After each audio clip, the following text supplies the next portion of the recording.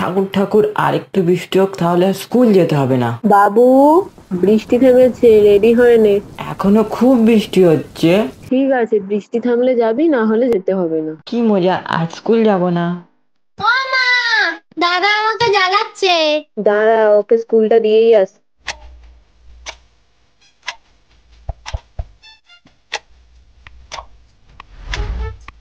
ও মা, আজকে কি রান্না করেছো? বৃষ্টি হচ্ছে তাই খিচুড়ি করেছি।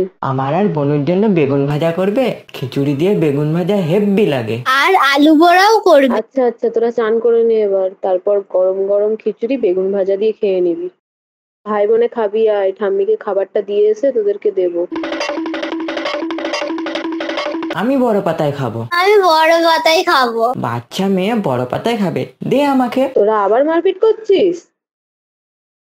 ওমা, একটু জল দাও না। খিচুড়ি খেতে খেতে জল খেতে নেই, খেয়ে উঠে জল খাবি।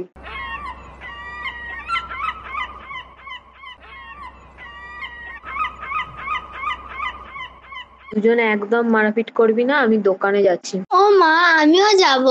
দাদা, আমাকে একটু আলু আর সয়াবিন দেবেন তো। ও মা, চপ কিনবে? না, সকালে খিচুড়ি খেয়েছিস, আবার চপ খেলে শরীর খারাপ করবে।